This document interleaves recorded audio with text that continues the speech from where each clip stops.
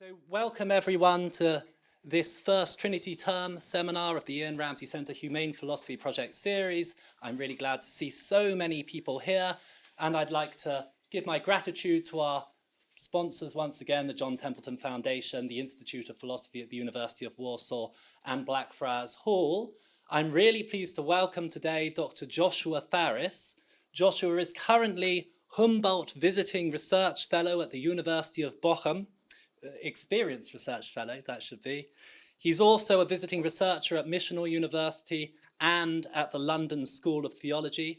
He's published over 50 peer-reviewed articles in philosophy, theology, and related areas, as well as several books, including his forthcoming monograph, The Creation of Self, which I think he's going to say something about today. Joshua has also contributed once or twice to previous Humane Philosophy Project, Ian Ramsey Centre initiatives. So we're really glad to be able to have him here speaking to us in Oxford today. Therefore, would you join me in welcoming Dr. Joshua Farris? Thank you. It's good to be here. Tonight, I'm talking about creationist dualism, a sufficient case for a particular soul, and I'll be kind of laying out or giving a taste of my forthcoming book, The Creation of Self, A Case for the Soul. My real interests are really much more theological in nature, but tonight we'll be doing quite a bit more philosophy, which I'm sure many will appreciate. But I'll touch on some theological matters or implications toward the end of the talk. I want to say thank you first to the Humane Philosophy Project and the Ian Ramsey Centre, particularly to Ralph, Macaulay, Maria, right? And also, I want to say thank you to the Humboldt Foundation for this year of just funding my research and allowing me some time and space to mature some of my thoughts and ideas. And thanks also to Professor Benedict Gurka, who is hosting me at the University of Bochum. Ultimately, what I think it's safe to say you care about is saving the person.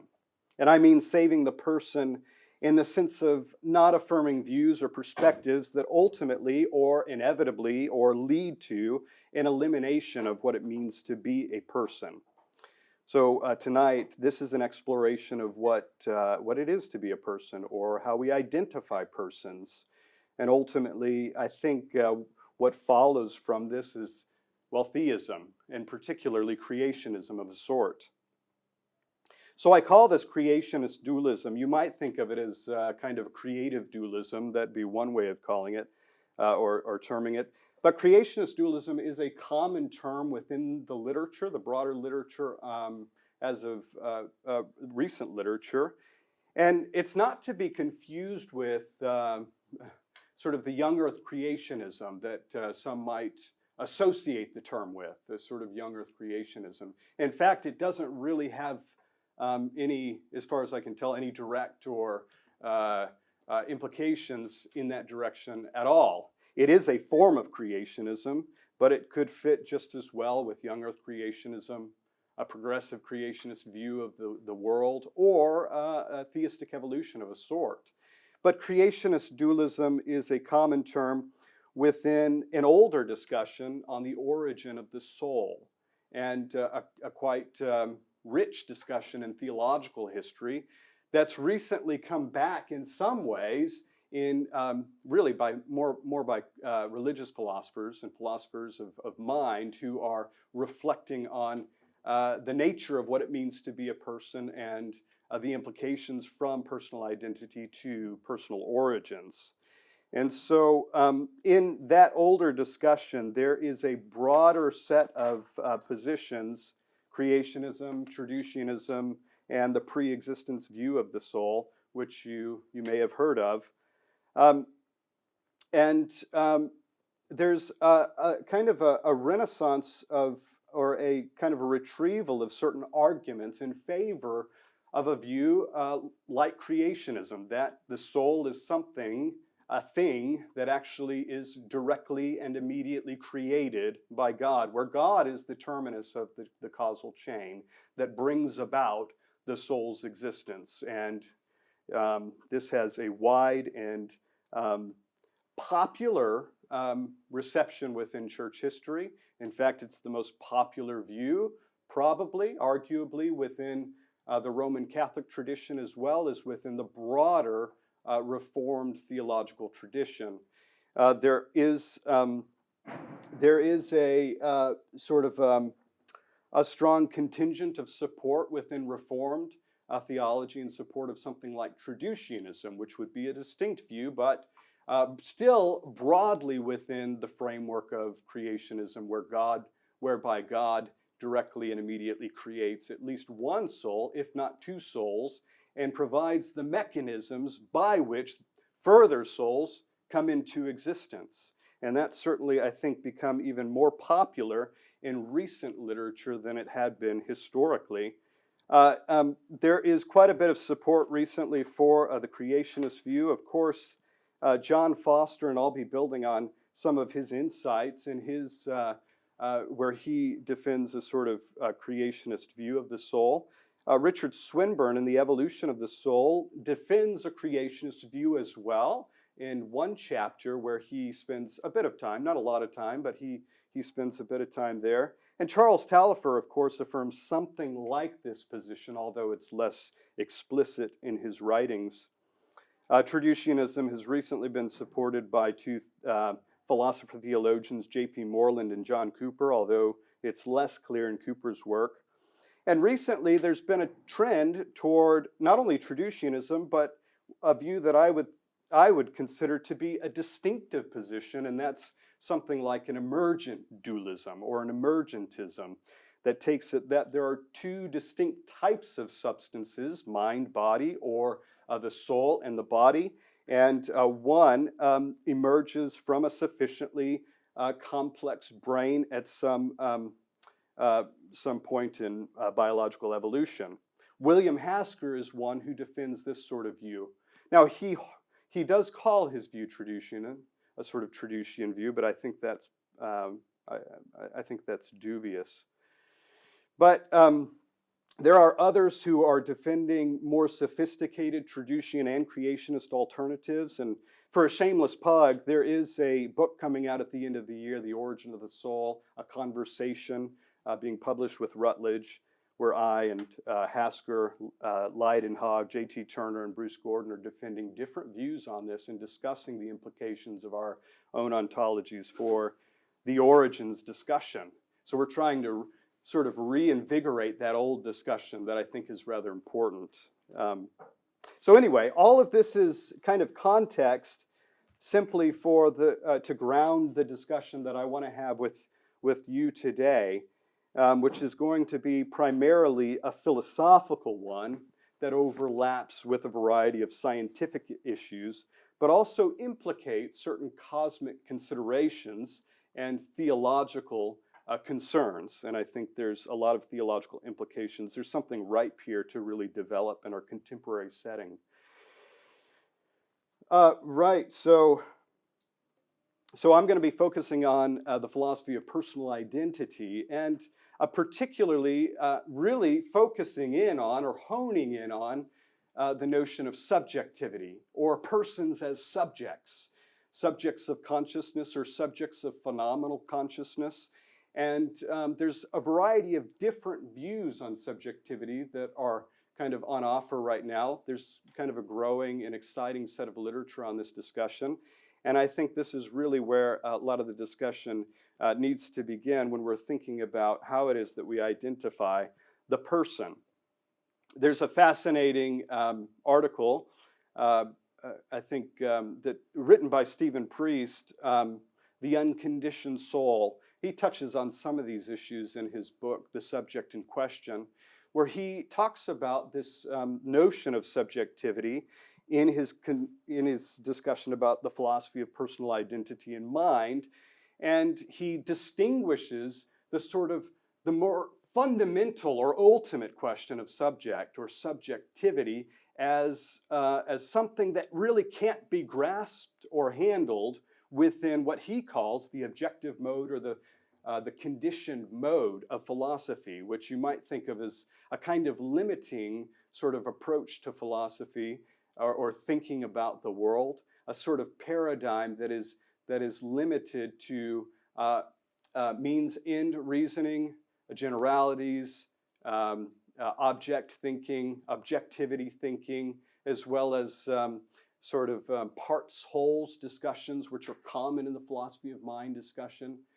And he says, well, these are really quite limiting. This is especially seen in sort of a scientific framework, or even scientism more explicitly. But it's even seen in analytic philosophy to some degree, with its explicit focus on part-whole relations and object thinking.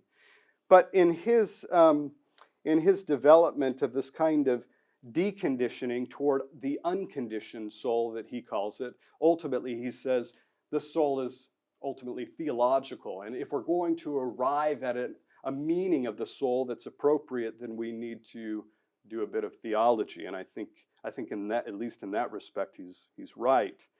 The deconditioned mode, he says, is, well, it's reflected in various modes of analytic philosophy that help us to move beyond this sort of object or conditioned, limiting ways of seeing persons in relation to the world. And he names particularly dualism, idealism, and other views as well, Buddhism as well. And so that's just one example, but there are several other interesting examples right now being developed in the literature by Jeffrey Medell and his the defense of the simple view of personal identity, where he defends a sort of Cartesianism without a sort of content view, a contentful view of what the soul is, a sort of informative designation. And so I offer something that moves in the direction of, well, we can actually have a sufficient designation that marks out individual or particularized souls. Mark Spencer has recently published a book, The Irreducibility of the Human Person, a fantastic book, where he defends something like this irreducible subjective notion as the core of what we think about when we think about persons, or how we identify persons. Now, he's doing so within the Roman Catholic tradition, and he's drawing from a hylomorphic view, but strikingly, he is, as well as Priester, quite sympathetic to both Cartesianism, and Spencer even more so is sympathetic to an idealism. So we'll see how that develops over time. Right, so one of the ways in which we might arrive at a notion of subjectivity is Mark Spencer, when he develops his notion of subjectivity, he says, well, we have the analytic material, and that's really helpful for clarity, but we really need to do a bit of phenomenology. Without phenomenology, he doesn't think we can get right at a healthy conception of what subjectivity is. So I think that's the right sort of approach.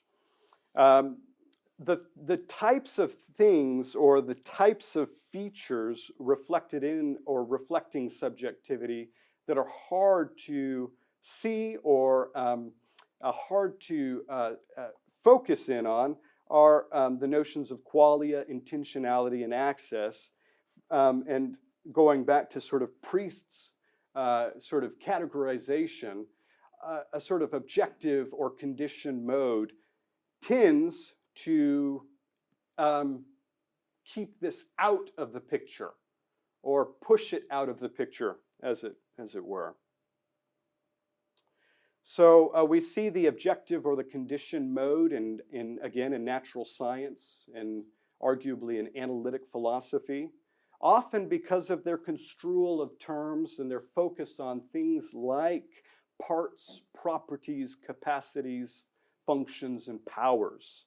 But is this sufficient? That's kind of the bigger question as we're thinking about the nature of a personal identity. Is this sufficient for thinking about the nature of the person as a subject of consciousness, or as at its heart a subjective type of thing? So the view that I advance in my book is a form of neo-Cartesianism. And I think neo-Cartesianism, something of the sort, I arrive at it through sort of an analytic approach, but I think there are good theological reasons that support it as well. I'm with Roderick Chisholm when he says the reason why Cartesianism may be the true way of thinking about the human person is that it may be the only one, certainly is the best one, at least with the fewest problems. And that's, I'm very sympathetic to that, and we'll talk about some reasons why that is the case that I develop in the book, The Creation of Self. So, but once one affirms this sort of view of subjectivity, it seems pretty clear, especially in the Cartesian realm, that theistic implications are nearby, and even more, that there's an entailment to the fact of a personal cause that explains the soul as a natural conclusion.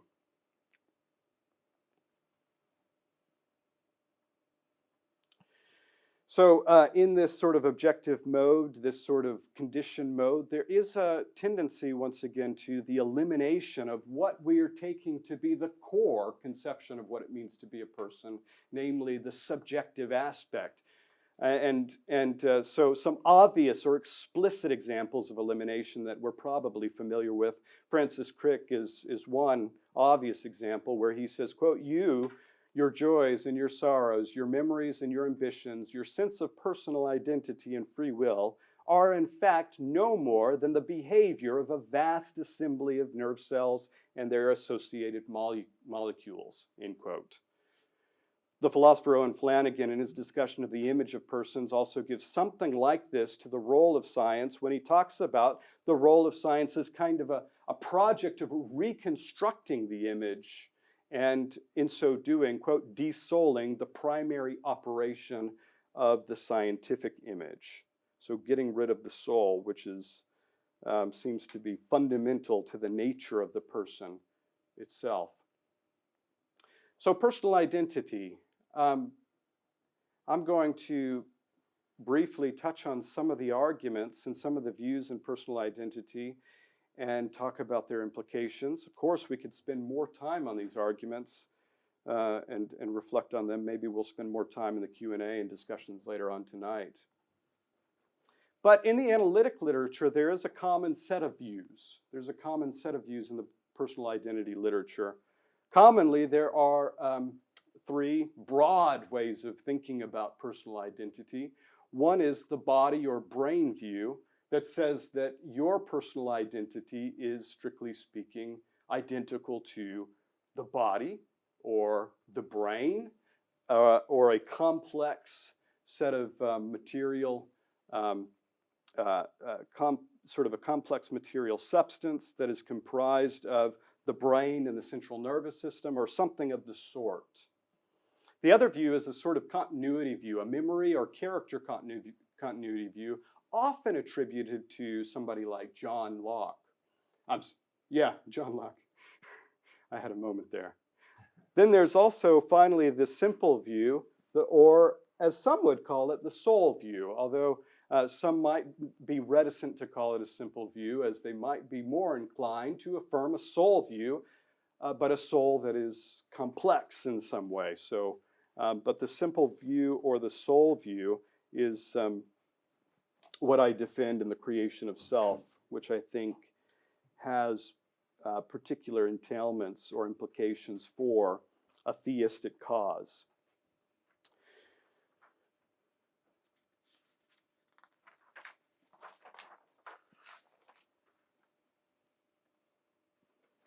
Well, so if you take the body view or some sort of brain view, if you think that persons are identified primarily with some sort of complex material object, that we are somehow comprised of a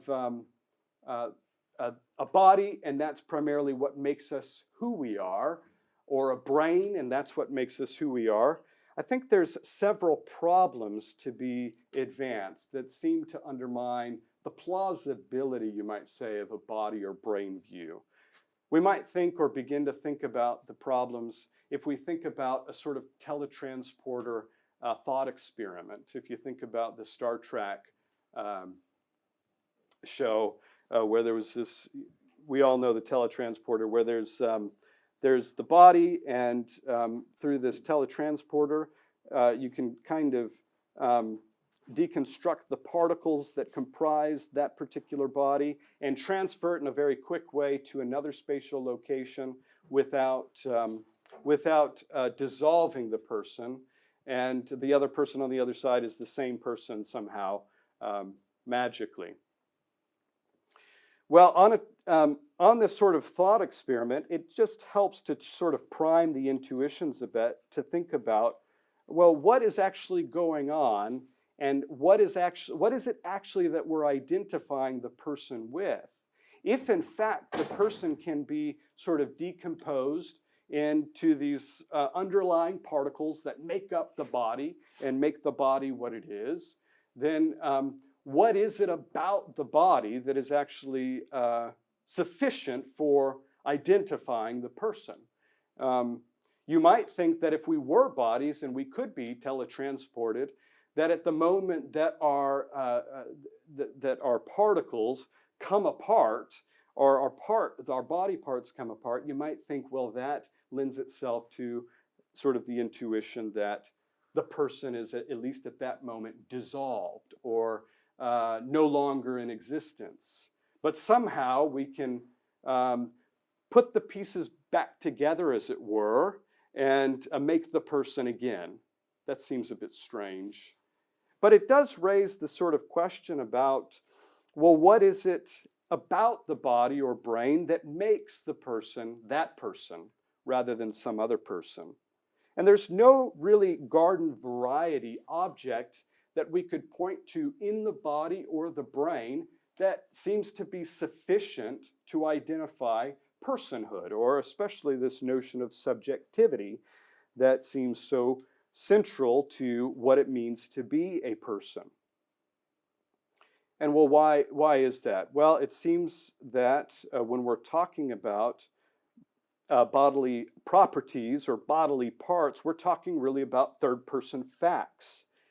And it seems, as we've talked about already, there's some sort of fundamental core of the person by which, when I enter into a relation with another person, or let's step back. If I think about myself from a first-person way, there's some sort of relation between the I and the first-person perspective that I have about that I.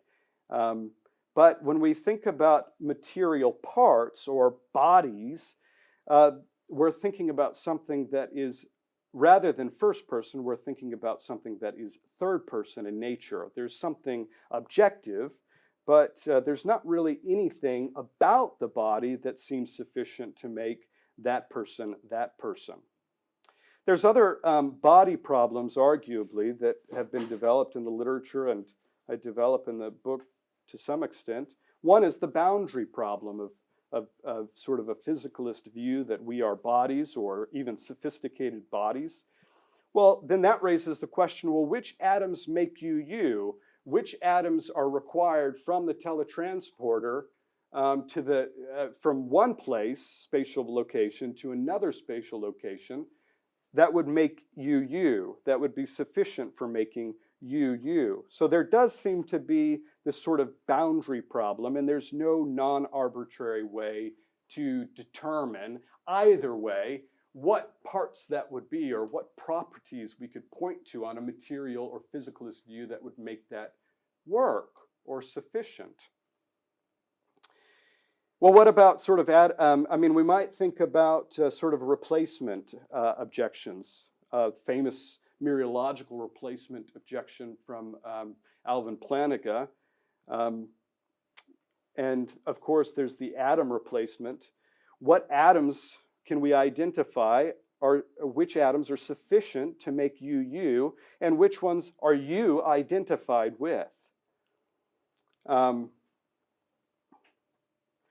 if you don't go where your parts go or your atoms go, what parts or what atoms that make up you are sufficient for making you you? So there's, that's one problem or body problem. Then there's body states in you. You don't change in one sense, but the fact of the matter is your body states go through ongoing and continual change, and at some point your body has an atom replacement or has new atoms over a period of time. So there is this underlying sort of fundamental problem, it seems, undergirding body or brain views. You don't change in one sense. Undergirding that, there's this problem of how do you identify your body with your body, and what is it sufficiently about that body that makes it your body? And there seems to be, once again, no non-arbitrary way to articulate that or to discern that. So there seems to be some sort of underlying priority thesis that something about your identity is prior to the atoms even, or the body more broadly, or the brain and the brain states, the central nervous system, and the complex configuration that the body enters into. So what about a continuity theory? Maybe that one is a better alternative. Maybe that's a better way to think about personal identity.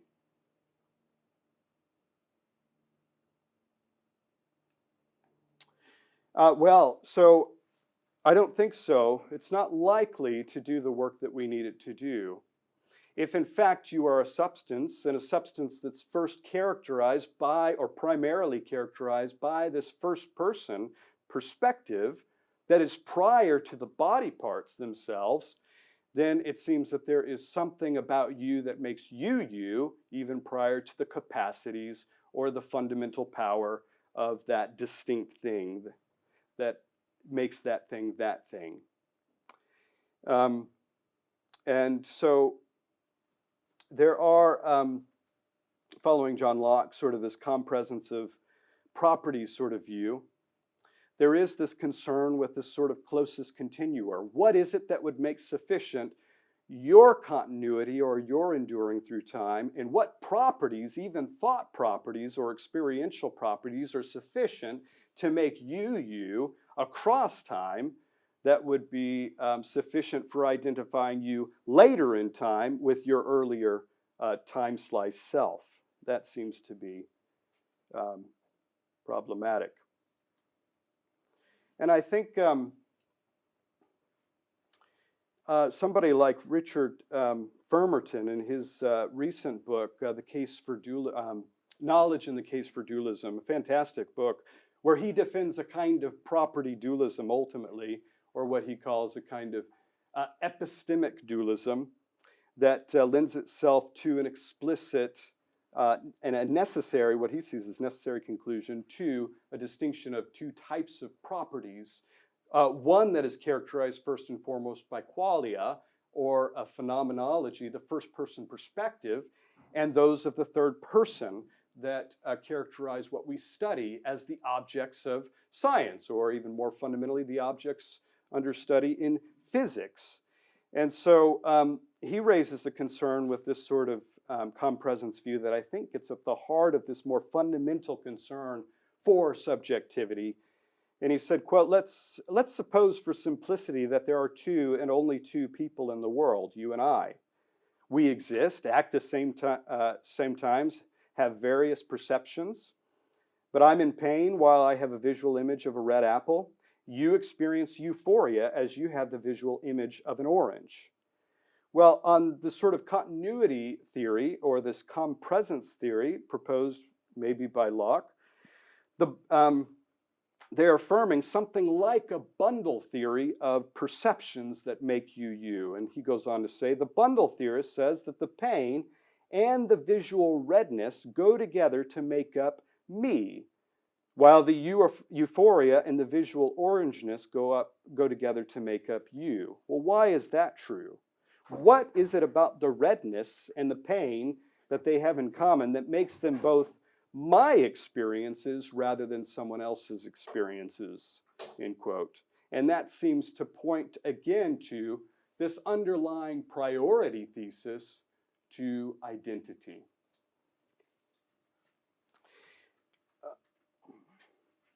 So I think there's good reasons for affirming something like a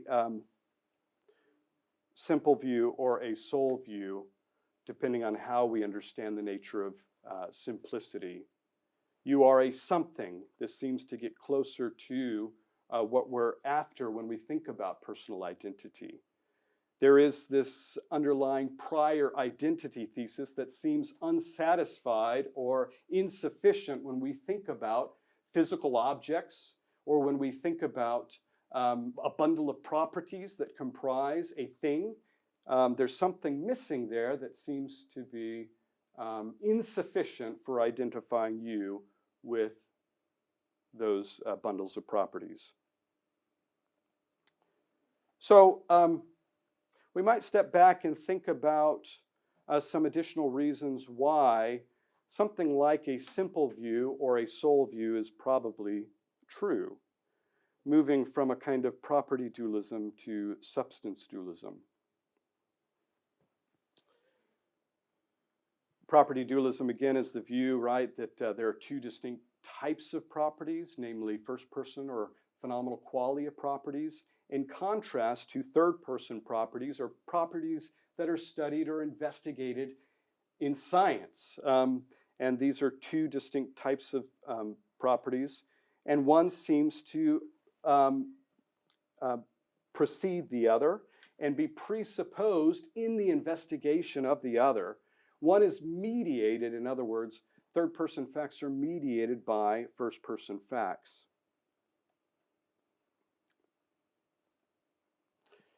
So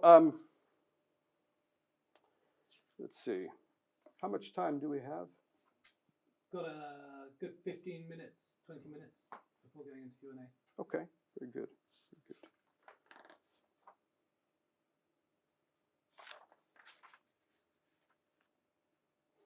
Well, you might take the test case of the problem of pain as one way to think about how it is that we arrive at not only a property distinction, property dualism, but also a way to move toward substance dualism.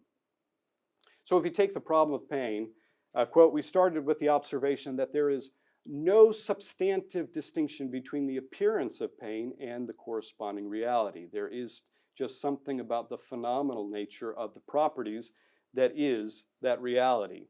We then observe that there is evidence from phenomenology, cognitive psychology, cognitive neuroscience, which appears to mandate the view that awareness of pain is fully perceptual in character.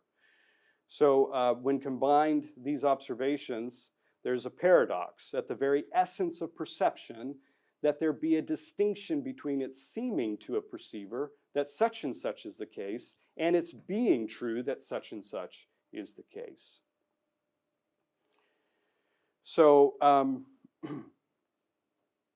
I think, let's move on. Yeah. There's something about the nature of the phenomenal property itself that is well, it is the reality of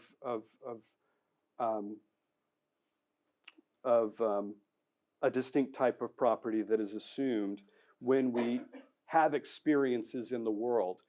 And there's no sort of physical or physicalist thesis that can adequately identify or reduce the properties of the mental, namely the phenomenal properties, to that of the physical properties. John Foster, in his The Immaterial Self, he gives a quite thoughtful argument or objection to sort of token identity thesis statements.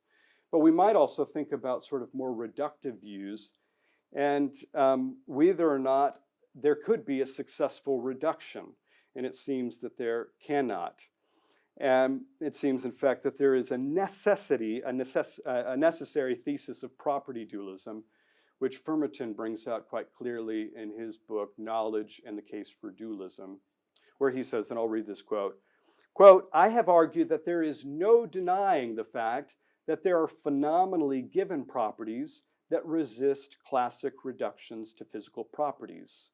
Moreover, our phenomenological acquaintance with such properties gives us both propositional knowledge that such properties are exemplified, and also the capacity to represent directly such properties are exemplified, and also the capacity to represent directly such properties in thought.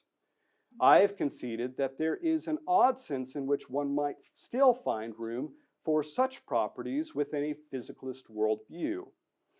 And this is important, the reconciliation will not be attractive, though, to most physicalists, for it gives epistemic and conceptual priority to the phenomenal. That seems problematic.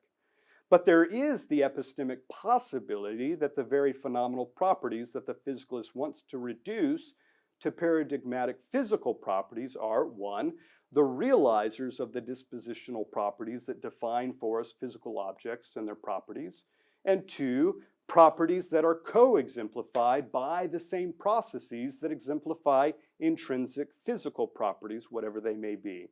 Or 3, properties exemplified by the state of affairs that it is the exemplification of those intrinsic physical properties, whatever they are," end quote. I think there's an important point that Firmerton picks up on in that quote and in his work that he develops, and that is that there seems to be a really odd, and odd is sort of understated even, way in which a physicalist might make sense of the phenomenological properties that exist prior to our knowing third-person facts, or facts about the world, or facts about physical objects, which seem mediated by the first-person knower, which is implied by this first-person perspective that, again, is prior to the third-person perspective in and through science. And I think he's right there. I think he's onto something there. So it would be very odd, say, for a physicalist who affirms something like a substance physicalism to give priority to the phenomenal in the way in which it seems we must, but then also say that there's an ontology that precedes that the set of phenomenal properties. That seems problematic.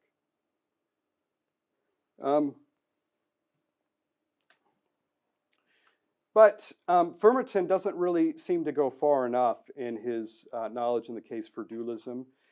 Toward the end, interestingly, he is a kind of radical empiricist in his understanding of philosophy of mind. And toward the end of his book, he actually, ironically, gestures in the direction of some sort of substance dualism or some sort of immaterial soul or an immaterial mind that he says, well, it could do a lot of work for us if we accepted it. I'm just not ready to go there. Basically, that's all he says. I can't go there. It would take me too far. I'm too committed to my empiricism to go that far. But then he recognizes, well, I have these problems. I have these other explanatory features that I have to make sense of. And as an empiricist who was already committed to this strong sort of Cartesian thesis about epistemology, it's hard to make sense of those without some sort of substance in question. And substance physicalism just doesn't seem to do the job, in other words. But if we accept something like a substance dualism view, then there is a need for substance that is satisfied and is made sense of by an immaterial substance, a substance of those phenomenal qualities or properties that exist prior or have some sort of priority to physical facts, third-person facts, and objects in the world that we perceive. The need for substance is the substance provides a sort of unity to our phenomenological features, to the states in our mind that we experience as a singular thing experiencing a multiplicity of things, including the perception of objects in the world and physical objects. It certainly makes sense of, and Fumerton agrees with this, that it certainly makes sense of the endurance of personal identity at a time and across time in a way that a physicalist or a continuity theorist or a compresence theorist cannot make sense of that. Now he raises the question about synchronic identity, and I think this is an interesting place to really explore the nature of subjectivity and this subjective core of personhood. He's of the mind that it's difficult to make sense of synchronic identity, maybe without something like a sort of primitive thisness of souls or a primitive thisness of minds, something that is at its base essentially defines that thing as that thing. Any sort of property bundle won't do the trick even when it comes to synchronic identity, arguably. If in fact we take it that this sort of phenomenal set of properties presupposes a subject in question or a substance in question. And so this is an interesting question when we think about the nature of this sort of phenomenal or epistemological dualism and what substance can make sense of those types of properties. Substance physicalism seems wholly inadequate, but maybe there are other monist options that are on the table for consideration, but there are challenges with those as well. I think there's certainly been a strong trend in the analytic philosophical literature towards some sort of property dualism as a substance physicalist or a property dualist of some sort, following some kind of neutral monism or something of the sort, but there are problems with those. Right, so a subject or substance of experience. If this priority thesis of the subject exemplified in and through our phenomenal subjective experiences is true or right, then our identity is not dependent on the body. It's not even dependent upon the properties for that specific identity.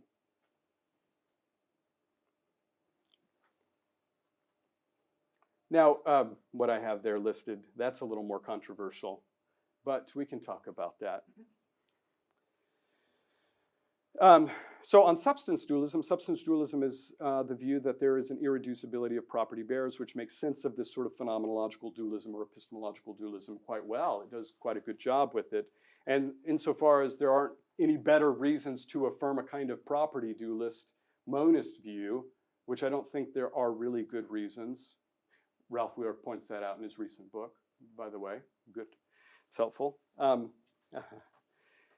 But I think something like Neo-Cartesianism seems to be not only the best option, but it seems to be something like Neo-Cartesianism, this idea that there is some sort of radically distinct sets of property bearers and not just properties themselves seems to be the best explanation or a way to make sense of the sorts of issues that I've raised already. Well, what about the alternatives? Why not the alternatives? Why not sort of other monist alternatives? And so this is one of the second contribution in the creation of self, where I develop this sort of perfect duplicate objection to other options in sort of the philosophy of personal identity. And I suggest, or not suggest, but I argue in the direction of something like Neo-Cartesianism probably being true. So we've talked about, you're probably familiar with different duplicate objections, twin world experiences, twin persons that exist in the world that we talked about earlier. And there is this more fundamental sort of intuition in the background, it seems, regarding this subjectivity notion that renders any sort of bottom-up view of some sort of monistic substance that would arrive on the scene in some point in biological history problematic. If we take physicalism, given some of the thought experiments that we've already talked about, it seems that on physicalism it is possible, it's very conceivable, that we could have a perfect duplicate. And so that would be, if that's the case, that would be insufficient for identifying your person with that physical object or physical objects or that set of properties or bundle of properties. But I mean, we could take any sort of standard physical object and we could say that there is a duplicate there, and there's nothing about, say, for example, a blow dryer or something. There's a reason why we assume, or why the producers of blow dryers assume, that they can produce the same object over and over again. There's something about the nature of the physical object that is reproducible. It's reduplicatable. It can be duplicated, and there's no additional fact that makes sense of the fact that this blow dryer is really different from this other blow dryer over here. But there is something about the nature of subjectivity and personhood that does seem to render or require some additional fact that is difficult to make sense of on the sort of physicalist or bundle of properties view or sets of views that are out there. So there's this underlying particularity intuition that I'm sort of driving to, and that I drive to in the book. Do particular persons have a feature that actually refers? I think they do, and we could talk about that more in the intentional structure there, but let me move on. I think we actually have good reasons to think that there is something like a primitive mental particularity that identifies the subject of phenomenal experience rather than simply the generables or the determinables that make up the mind or make up minds, right? Generable properties that we can predicate of mind or across minds. These general features of, say, even first-person perspective. There's something about the nature of first-person perspective that precedes or presupposes some sort of more fundamental fact about the subject of phenomenal experience in question. There is some sort of fundamental or primitive fact that is behind the scenes or that is presupposed in our first-person awareness. So there are several evidences or arguments that we could put forward to sort of prime this intuition. And one is if we think about the qualitative experience of coriander. So there was an interesting study years ago that was done, and there was a study of why certain people experience coriander one way and why others experience it as tasting like white, chalky, having a chalky taste.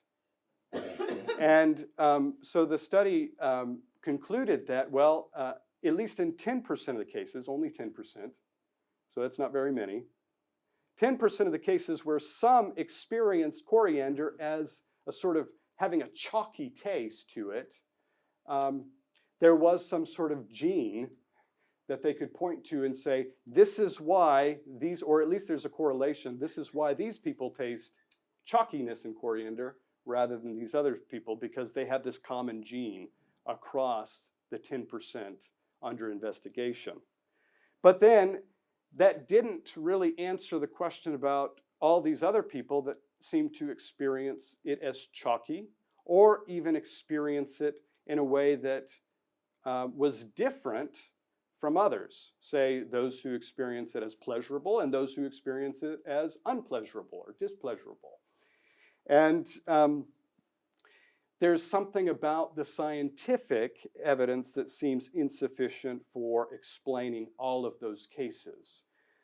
And you might think of it this way: there's some sort of underlying point in which there would be no way to scientifically determine whether or not this person that tastes it different is actually tasting it different, or actually tasting it the same, but as tasting it the same, just doesn't like it, whereas the other person is tasting it the same, but they do like it. But there's no underlying fact of the matter that makes sense of or explains that, that fact. Can I say one thing before I'm sorry I have to leave, only that it's very, very interesting and I wish I could stay longer. But as a developmental psychologist, I'm thinking of the intrinsic qualities of that newborn baby, and that intrinsic qualities of one of my best friends who has Alzheimer's, but she's still herself. Thank you. Oh, that's good. Yeah, yeah. Thank you. We're almost at Q&A anyway, right? Yeah. Almost there, yeah. Yeah. Wrapping up. Okay, so I probably need to wrap up quicker. Okay, so there is a theological conclusion that I think is fertile for additional development and reflection. And that is that on a bottom-up view of the origin of these types of subjects of phenomenal experience, there is no way in which we could, without getting around this sort of perfect duplicate problem, that we could get around it and get at a sufficient sort of designation for persons. So if we think about the various laws, either determinism or indeterminism, both seem to render the possibility. Determinism seems to require one odd conclusion, that there are these sorts of singularities in biological evolution that would give rise to you. Indeterminism seems to render the possibility that you could be twice you, and there's nothing about the physical objects within a law-governed universe in that way that could make sense of or make sufficient that you are you on that basis alone. So I'm running through this a bit quickly and we can talk about it more. But this seems to render problematic various views that are becoming contemporarily quite popular. And these are ones that I deal with in a bit more detail in the book. Both emergentism, or something like even emergent dualism that William Hasker proposes, where you are the product or the logical consequence of a sufficiently complex brain, or panpsychism. Obviously, there's variations of panpsychism, so I'm being overly simplistic here, but any sort of panpsychism that requires a bottom-up process whereby you become, or you are the product of this sort of biological evolutionary process, and something about the complex you is what makes you you. That seems problematic insofar as it still seems to have this sort of parallel problem with the sort of emergentism or emergent soul view of Hasker, that there could be a duplicate you or a perfect duplicate of you. And there would be no way to make sense of, well, is it a duplicate or is it an identical you? There's no fact of the matter at the end of the day, right? And I think that's the point. So there's a problem. So the implication is that something like theistic dualism seems to be required to make sense of the soul. And even a stronger, maybe a stronger thesis, something like a creationist thesis. Maybe traducianism, if God so chooses to put sort of invisible mechanisms in the world that make, it seems harder to make sense of that than just a sort of creationist view of the soul. But the implications are, well, it's creationism or chance. The chance that you are you by way of this indeterminist process, but also the possibility that if we had a sufficient amount of knowledge using the laws of biology, that in theory, you could be reduplicated. And that seems problematic. So cosmic implications, obviously there are cosmic implications that seem to render naturalism or various naturalisms that are on offer inadequate explanations of persons. maybe cosmic psychism or cosmopsychism could satisfactorily make sense of these things.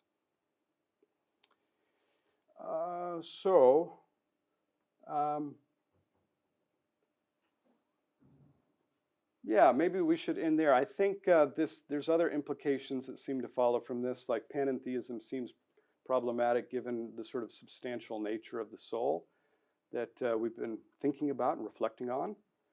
But something like a sort of source substance theism or Neoplatonism might be a way to go, or just a simple kind of creationism, depending on how you construe or understand the nature of the substances themselves in relation to the divine substance. But this is where things get a bit mushy. So I'll end there. Yeah.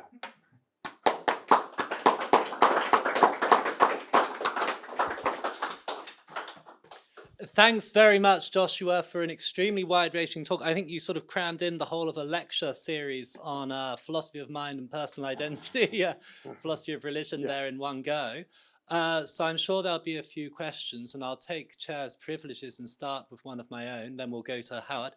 So you say truly that personal identity requires the existence of this substance that isn't reducible to any particular material composite or any bundle of properties, and so it looks like the soul of traditional metaphysics. Yeah. Now, you touched on John Locke's opposing view, which remains really influential in the contemporary literature, and I wondered just what you'd say to Locke's objection when he puts forward the idea that, well, look, if you took my soul, which is this irreducible substance, and you took your soul, which is another irreducible substance, each of them is something more fundamental than any of the components of the body and any conscious life that they undergo. Well, if God took those two substances and he took my conscious life and put it in your soul, and took your conscious life and put it in my soul, so that now this soul has all your memories and psychological states, and this soul has all my memories and psychological states, or whichever way around they were at first, it would turn out that two persons can, as it were, swap souls but remain the same person. If God takes my conscious life and puts it in your soul, I wake up over there. Therefore, Locke says the immaterial substance isn't sufficient for personal identity. It's your conscious life, which is constituted by psychological states, principally memories. How do you reply to that? Oh, I thought the way you framed it actually was a sufficient sort of parallel to the perfect duplicate problem. Okay. There is no fact of the matter, it seems, either way. If there is no substance that underlies, and it is a sort of provides a prior sort of ontological ground for these continuous states, these memories or these character states. So suppose God does try to swap our conscious lives. What happens on your view, while keeping the souls in the same place? I think if we're going to make sense of personal identity, there has to be some fact of the matter that's distinct and underlying the sort of the memories themselves. If it is the memories themselves, then we can have a longer discussion about, well, what memories are sufficient to constitute your memories and what memories can be left out. And that seems that seems like a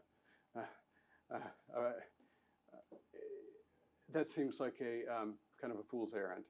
At one level. Okay. So maybe it's just impossible. They're not my memories if they're in your soul. They're not my memories if they're in my soul. Well, I see what you're saying. Yeah, I see what you're saying. Yeah. All right, we'll move to Howard's question. Just so you'll all know, I'll bring you the microphone when you ask a question. That's to capture it for our cameras, not to make you louder. Thank you very much indeed. I entirely agree with your final position, but I'm not sure that the bundle dualist couldn't reply to your dual subject problem, as it were, replication problem, in the following way. whenever a property is realized, you get a property instance. You don't just get, as it were, an abstract universal. And couldn't it be the case that if you've got two exactly similar bundles, they're still different property instances? And so that would be enough, if you believe in property instances as opposed to just the universal property, that would be enough to make them different without there being any particular substance required to make them different things.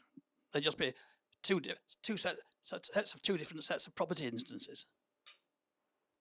Yeah, so I think if we're thinking about like the perfect duplicate problem, I think there would still be so if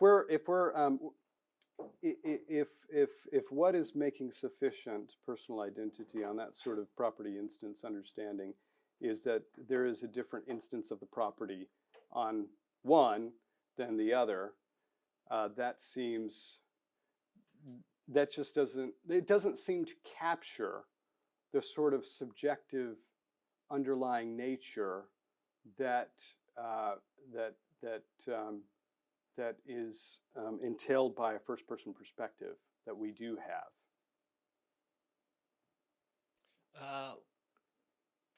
Did you want to come back to that, Howard? Or else Just briefly. If you think that a bundle itself, just by the co-consciousness relationships that they hold, would constitute a kind of subjectivity, which is what, on the whole, the people who take that view do. Perhaps Hume couldn't say that, but Dainton and all the people who defend that, or perhaps Parfit would. I don't see that. If you think they can solve that without the duplication problem, so to speak, I don't see that the duplication problem is going to worry them any further. It's just a kind of twin. It's a twin. Yeah. Okay, so that's helpful. Yeah. So it's a twin that has, but it's a twin that doesn't seem to have.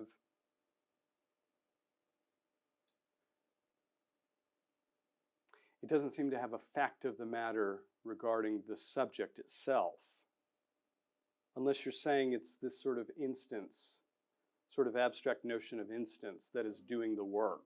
That seems, maybe it could work, maybe it could get around some other problems, but it doesn't seem to get at that or capture that more fundamental issue about the subject itself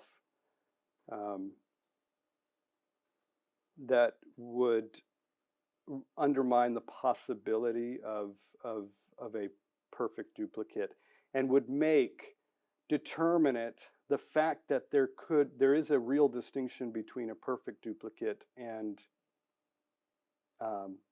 identical selves, two identical selves. So, but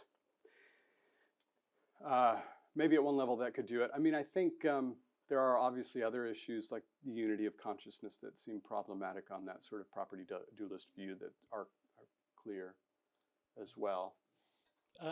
I have a view on that, which is that if it's being that very instance of that complex of properties that makes you you, well, it's being that instance is not one of those properties. It's not any of the properties it shares with the duplicate. So it seems to be something over and above the properties that are shared. So we've got this extra fundamental thing, and then it looks like saying the same thing in different language. Maybe, right. But Andrew has a... No, right. Thank you. Fascinating, wide-ranging talk. I'm a great fan of the second burst of perspective. I spent a lot of time working on the second burst of perspective. There are two issues that touch upon your talk, one of which is the lady you left, actually touched on it. She was talking about developmental psychology. For young children, the second burst of perspective comes first, being moved by another, seeing another's face. The first person perspective actually emerges after about a year of life. And then eventually the world that philosophers inhabit comes later, which is the world of abstraction and thinking about people who are not there, for example. So I think the second perspective is a very good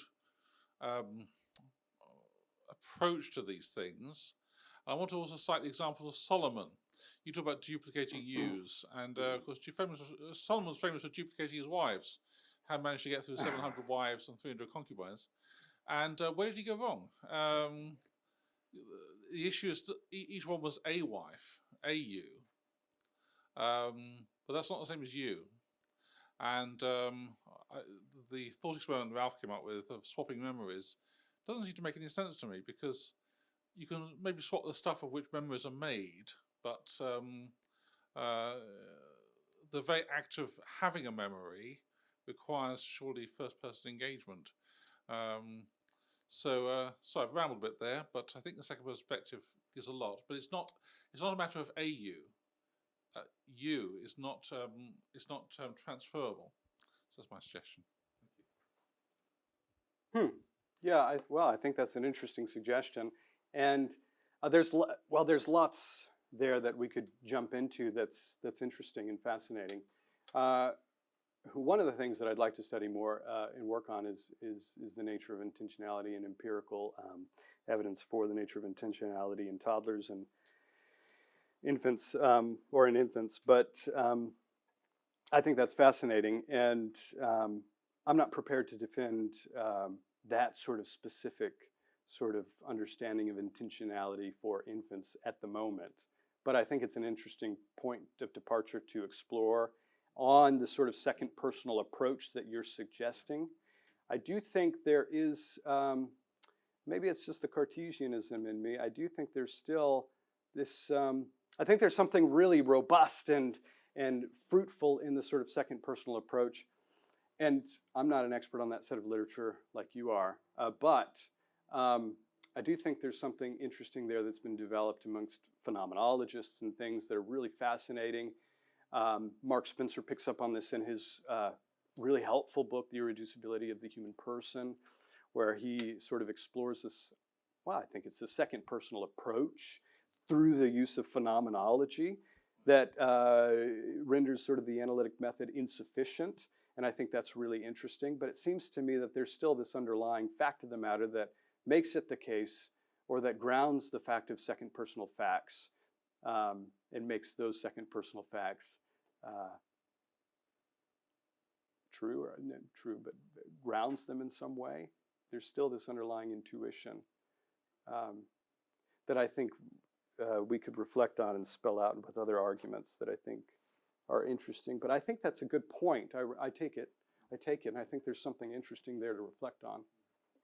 I gather Derek Parfit was once pressed on the point: if your wife were replaced by an exact duplicate, would that matter on your view? And he, no, no, it wouldn't matter. It would be just as good from my perspective. Right, because it's not at least he follows through on his commitments. Right, there's some fact of the matter that makes her her.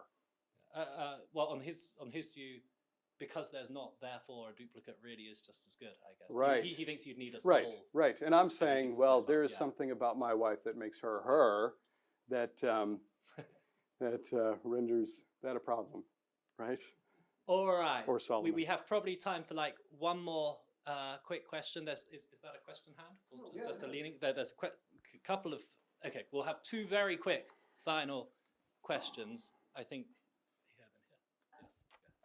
Hi, I appreciate your talk, and I could not help but think about sort of the subjectivity aspect of how it has been sort of adopted in postmodern philosophy, as it often relates to things such as emotivism and irrationalism and subjectivism, in a way that my truth and your truth and any truth can be valid in that regards. So I was wondering how your subjectivity it seems to be more grounded in a substantive realism, Neoplatonism in that sense. And in that sense, even though you're defending a type of phenomenology that is prior to a naturalistic or materialistic explanation of the human being, would that also entail that the subjectivity that you're proposing also presupposes or requires a type of metaphysics to ground it in a way that's not completely loose and up to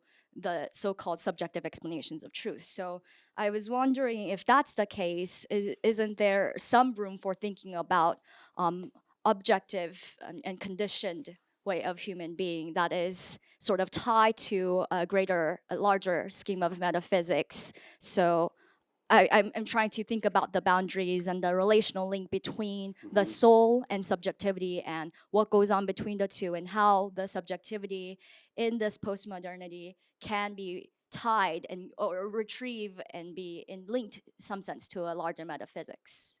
Yeah, that's a good question. Big question.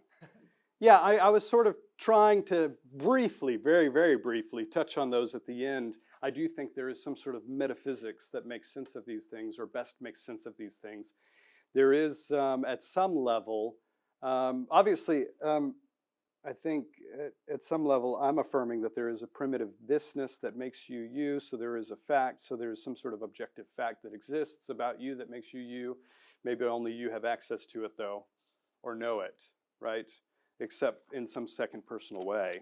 But in some first personal way, you're the only one that can know it, right? But there is some sort of, but that opens the door to a variety of different plausible metaphysical schemes. And I'm certainly not trying to limit too much. I do think there are some problematic metaphysical schemes that would, given kind of what I was gesturing towards in terms of the substance of phenomenal consciousness, the nature of primitive thisness, and these sorts of things, a sort of hard substance, there would be certain metaphysical views that would be problematic that I don't think would provide the sort of explanatory framework to make sense of these things. Obviously, naturalism would be insufficient. But there is some sort of grounding. Yeah, there is some sort of fact to the matter that makes subjects the kinds of subjects that they are, or the types of subjects that they are. There's a particularity that is determined by God himself that makes them that way, that couldn't be explained in some other way, either some broad naturalistic way, or through biological evolution, or something else, some other metaphysical framework that would eschew the subjectivity of persons. So there would be other metaphysical frameworks that would be problematic in that way that we could explore together that would be problematic. But certainly there is a ground, and a metaphysical ground that makes sense of these facts that would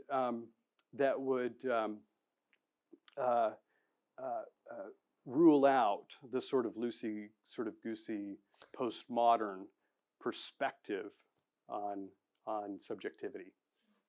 Okay, one final question.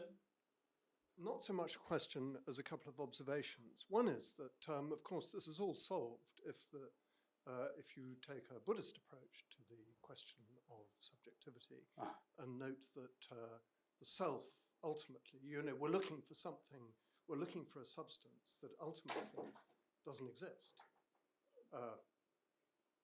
The other point that I wanted to make was more of a sort of end of a long, hard day, glass of wine. We need more of that. Pre-philosophical thought. To